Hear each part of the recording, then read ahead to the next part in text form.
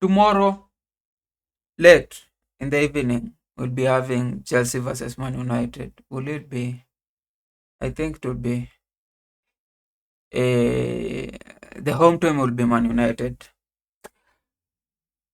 The thing is, I'm glad that this is the positive this week. I'm glad we are facing Man United, knowing that we also want to, react. We are coming from a defeat that we want to react. Normally,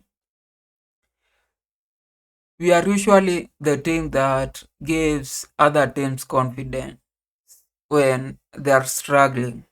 We have been that team for a very long time. We have been the Father Christmas of teams. Like whenever a team is struggling, and I've said it every other time, and it always comes incorrect. Like whenever a team is struggling, when they face us, it usually becomes a redemption arc. It usually becomes the point where they win and gain confidence to go on and start winning or getting more points. Now, with this game, it's different because we were defeated in midweek, and I think every coach has this thing that if you are defeated in this game, and especially if you are winning a lot of your games, if you are getting a lot of points, if you are in that category of good teams, whenever you are defeated, you have to show a certain point of a certain reaction. You have to react in the next game, and I think this is the game that Chelsea and everybody in Chelsea have to show a reaction. Now, we are meeting a very dilapidated, a very low confident Man United, that Man United where everybody is questioning if they are a good team or a struggling team. Now, the thing again with Man United is that during the week, the owners, Ineos and Jim met with Amorim, and these are usually meetings where the coach is usually told, again, corporate talk, like, kindly win this game. That kindly is corporate for, if you don't win this game, I'm going to sack you. Now, there's a Chelsea that wants to react versus a Man United with Amorim that knows that if they don't win this game, there's a likelihood that they will not stay in, that team for long. So it's going to be a game where every team is going to put on a fight. It will be one of the best games in Premier League this weekend. Now, the problem with Chelsea, as I saw from that Bayern game, is that always we were so good at pressing. We have always been so good at pressing with Maresca. We knew whenever we press, we usually cause another team to make mistakes where we capitalize on them and get the goal. With Bayern, it always looked like the Bayern team were playing through our press so swiftly. Like we were trying to press, but then 2 seconds, 3 seconds later, the ball is out of their half without any struggle. It always looked like they were just pinpoint passes. It's like they had read how we play, which I don't know, or there's a possibility that the way, with the change in personnel, with the change in the people up front, that the way we press is not the same way that we were pressing probably last week during the Club World Cup. Not last week, last year, and during the Club World Cup last season. Yeah, that's what I'm meaning. Or probably our players were just not that quicker to close in on the Bayerns. And that was also the case with Crystal Palace. We were pressing Crystal Palace, but then they were just a second, a millisecond faster than us in the way we were not troubling them. We were not making them to pass the ball outside. We were not causing a lot of troubles. And I think this is one area where Maresca needs to review. Like Maresca needs to see what we are doing wrong with our pressing, because that was one thing where used to capitalize on last season and where we used to get a lot of goals. If we're not doing this, the same thing, we probably are going to suffer. And the other thing is that as much, I've already talked about the CB situation.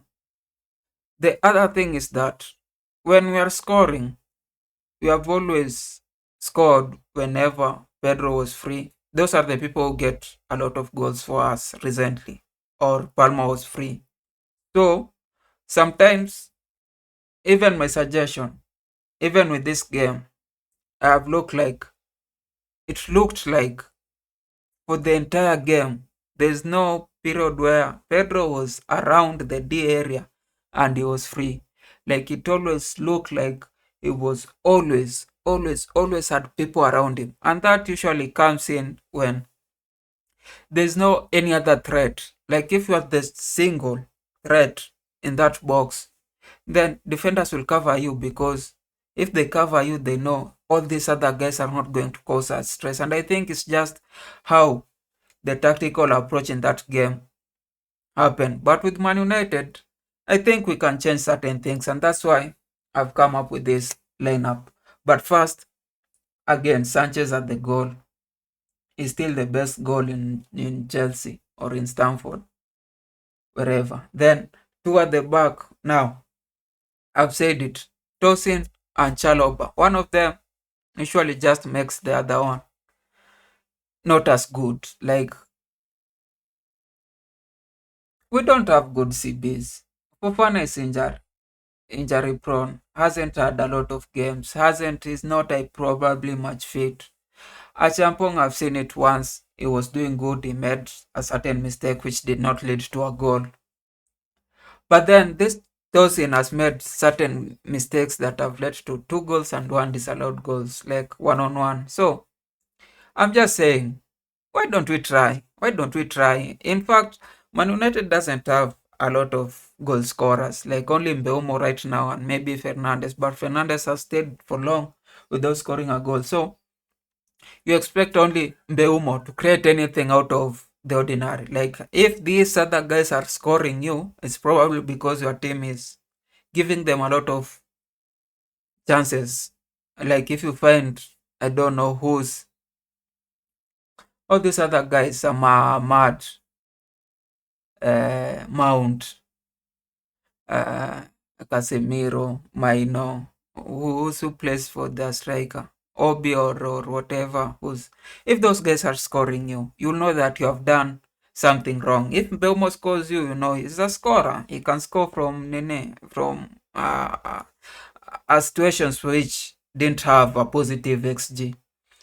But then, that's why I think if we put Achampong and Fofana, we can use this game.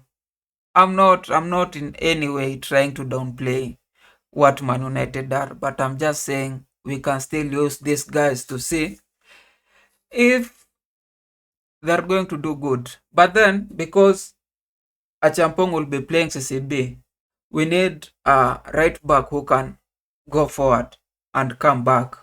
I don't think at this moment Reece James is still that guy to go back, come forward, go back, come forward, go back, come forward. He'll get injured. And that's why I think that for this game, he probably might just come in as a sub whenever we see we have a certain area to be covered. And then in the midfield, as I've said, always Caicedo and Enzo. Enzo is going in, he's becoming sharper, he's doing his rounds. As much as people don't see his influence, I usually see, because I'm usually looking at him and how he's playing. And then for the issue that we had, where Bayern had to only, cover Pedro, and it's like everything else stopped. I think if we have Palma, and I'm going back in what I've always said, if you have Palma at that attacking mid area, he probably he might not score, he might not influence the game as we think he would influence, but he might just bring more troubles. It might just cause a lot of like a lot of problems. Like he might need a lot of reinforcement from the Man United team, which will free Pedro. If he frees Pedro, and then Estevao is there also needing a lot of reinforcement, and then Neto is there running, we might just create a attacking that is able to score score goals. I am so sure if we score 2 goals, Man United for a period now have not been able to score more than a goal. So even if our defense is crap, if we score 2 goals, we might be there. This is what I think the best lineup should be. Anyway, subscribe. A nice day.